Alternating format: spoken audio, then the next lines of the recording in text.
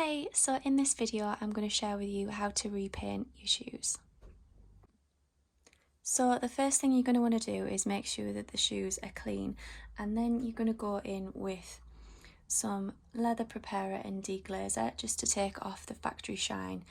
Depending on which shoes that you have, the matte ones are kind of easier to paint, and so it takes less of the deglazer to use. So just remember to mix this with a bit of water because it is really strong, and you're going to want to just do that all over the shoe. So next up, if there are any shiny surfaces on the shoe, or if your shoes are quite shiny anyway, you're just going to take some sandpaper. I'm using this 240, which is fairly fine, and you're just going to sand that down, just being quite careful because you don't want to take any of the surface of the shoe off, but you just want to try and remove some of that shine. So I'm just going to do that on each of the logos.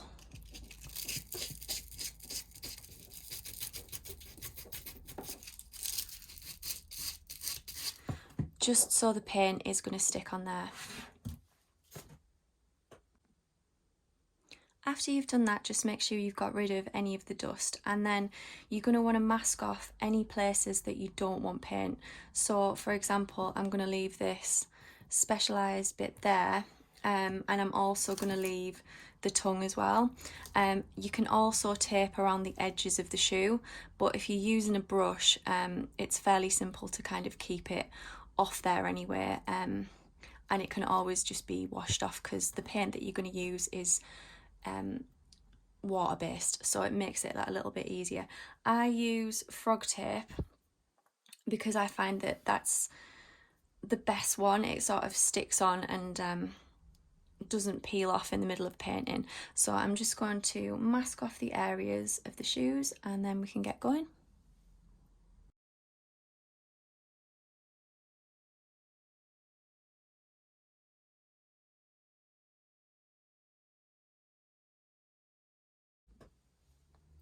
And once you've taped up each area,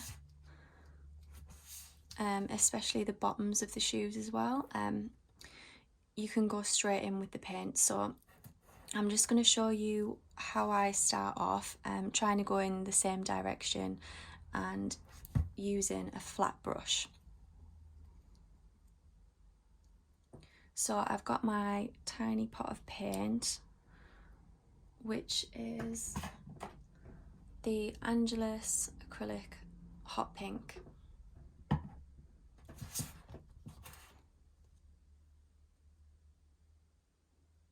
And you're going to want to use really light layers, so you don't want too much paint on your brush. So you are going to be able to see the brush strokes on there at first, but those should disappear once you've had a couple of coats.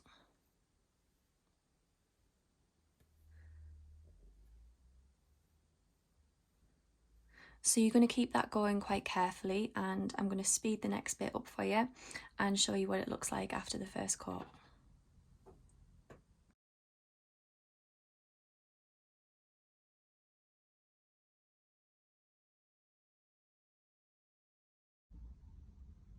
So the first coat should look something like this. So you can see it does look a little bit messy. You can see the brush strokes, but this will all be fine after a couple of coats. So I've decided to keep the tongue white, but I have painted these bits, the Velcro straps as well. And I just put some tape over the little logos on each side just to keep them paint free. And I'm going to add the second coat once it's dry. This is the second coat, so as you can see it's covering it that little bit more, and we're getting there. So I'm going to leave this to dry and then I'll go in with another coat and see what it looks like. It may need another one after that because I'm just adding like really light layers of paint. I forgot to mention as well if you are wanting to cover these completely, what you might need to do is at the stage where you're doing the prepare and deglazer, just take that neat and it will take off the colour.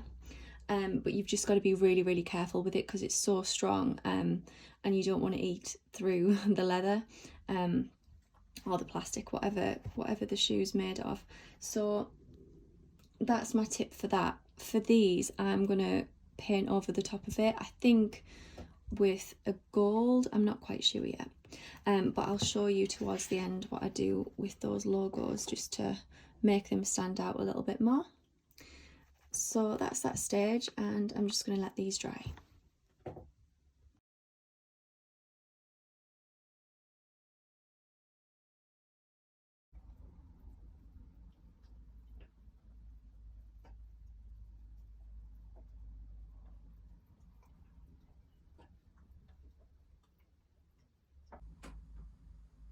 So once I added the pink, I then went in with some gold just on the specialised logos, and for that I used a Posca pen.